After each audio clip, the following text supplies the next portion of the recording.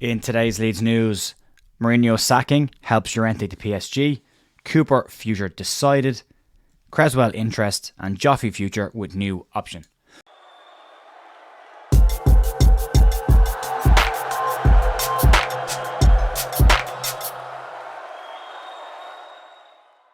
Morning folks, Cher here on Tuesday the 16th of January with your Leeds United news. I hope you're all having a good week so far. Apologies yesterday about not getting a video out. I'm having work done on my house, and this time yesterday there was no windows or a door in the house. I'm still wearing jackets because they're still doing work today and the place is freezing. So that's why I didn't get one out. It would be very hard to do a video with drilling and hammering going on literally in the same room as me. So we'll crack on, we'll get into this and we'll start off the news. There's not a massive amount floating around. Leeds seem to be really waiting till the end of the window. We're halfway through. Leeds have yet to make any signings. Exits being the course of action for Leeds so far in this window, and that looks like it might continue. But it might help Leeds slightly in some situations. We'll start off with the first piece of news around Jose Mourinho's sacking or exit from AS Roma yesterday, and it was announced yesterday that Jose Mourinho would leave the club with immediate effect. This was due to the fact that there was contract negotiations going on between Mourinho and Roma. They haven't agreed anything, and they decided to move on from Mourinho and his coaching staff with immediate effect. The impact on that looks like it will affect Rasmus Christensen and Diego Llorente, two players that Mourinho had been utilising quite a lot. And unfortunately for Jose Mourinho, he finished off with a back three with Rasmus Christensen and Diego Llorente both in that, and we know what that looks like. So unfortunate for Mourinho, but what this does mean is that the PSG interest that we mentioned last week in the player might now have more legs, and they may stand a better chance of bringing the player in.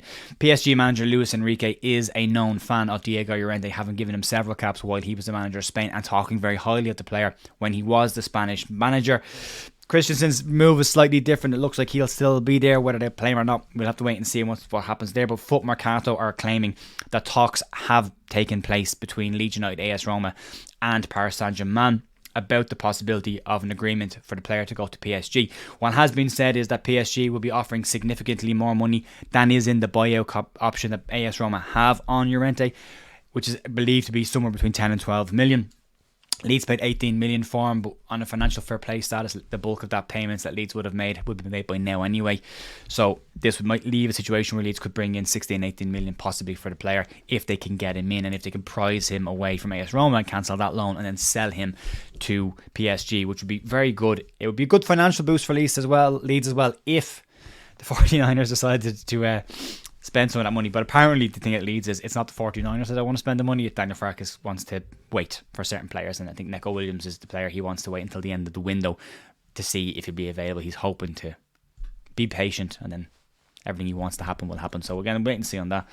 Let's move on and talk about another potential exit towards the end of the season, and Liam Cooper's future is apparently being decided at Leeds United. Phil Hay has reported in The Athletic that Leeds United have made a decision on Liam Cooper's future at the club. The club captain is 32 years of age and approaching his testimonial year at the club, and has been in and out of the team this season. He's come in to cover. He's got injury problems at the moment. He did also turn down a £4 million per year move to Saudi Arabia earlier in the season to commit to this season to help Leeds to get back promoted, which everyone appreciates.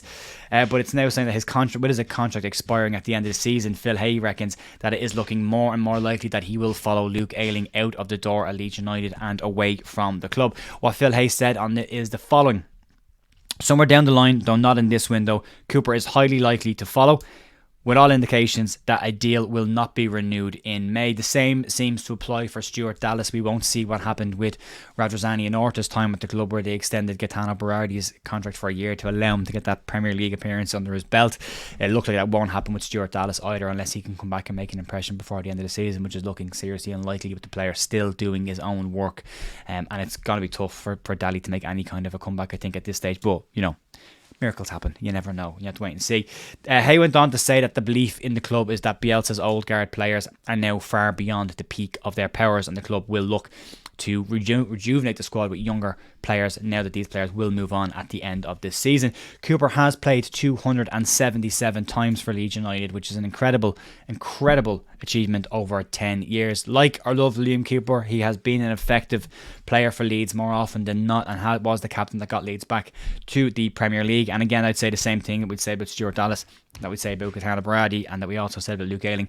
The money they cost Leeds versus what they gave back to Leeds has far outshone the money that Leeds ever paid for them. So they've paid back their transfer fees long ago. So wait and see what happens there. But I hope Cooper gets the same kind of treatment that Luke Ayling got and gets a nice tribute. And I would love to see him get his testimonial before they let him leave. It's been a long time since anyone's had a testimonial at Leeds United, and it'd be nice to see it. Moving on then to another potential centre-back exit, and Charlie Cresswell has been the hot topic over the last couple of weeks after Daniel Farke's press conference when asked would Cresswell have a chance to get in ahead of Ethan Ampadu. Farke went on a long answer where he basically described that the player's lack of focus and disappointment at being the number 4 centre back would need to be fixed. The player would need to commit to being in that position and then push and work hard.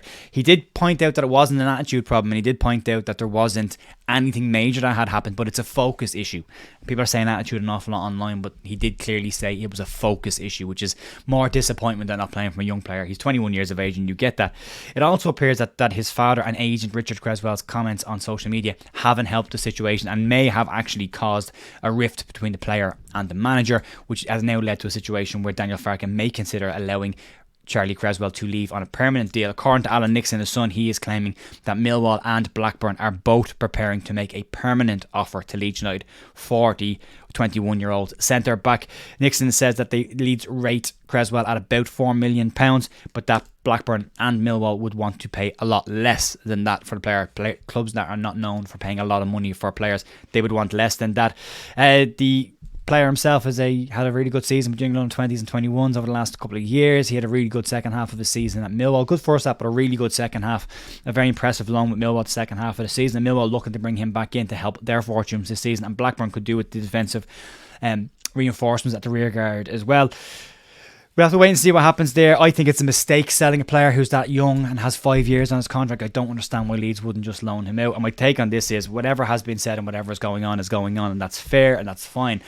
But selling a player is a definitive decision, and getting rid of the player basically is saying that you're done with him. And I don't think that's the case. Managers change. Leeds haven't, even Bielsa's time's 3 years. The managers don't stay at Leeds for very, very long, or any club for very, very long. And my take on this is getting rid of the player now, you might regret it in 2 seasons' time. If Daniel Farke is no longer in charge of Leeds, if that situation changes, maybe the next manager would be in favour of Charlie Cresswell, and you miss out on that as well. It's not a guarantee that the player will go on to fulfil his potential, but there is a lot of potential there. There's things he has to work on as well. Needs to get the head sorted more importantly than anything else, but there is potential there, and I think a long-term loan is a better move for Leeds United, just to keep an eye on him. You still recoup whatever money you were going to get this year for him next year. If he goes off and has a really good loan deal, maybe his value increases as well. So it's championship clubs that are looking at him, so it's an interesting one. But we'll keep an eye on that as and when it happens. Moving on then to the final story today, and this one relates to Joe Gelhardt's future. And according again to Alan Nixon, Joe Gelhardt is a subject of interest from Scotland, but now also from England and from his former Leeds United under-23 manager when it was the under-23s, Carlos Corberán, the current West Brom head coach, is said to be a fan of the player, and he likes him and is excited about a reunion with the player if they can do it. The deal says that the article says there is interest still from Celtic and Rangers, and they're continuing to monitor the situation on Joe Gelhardt.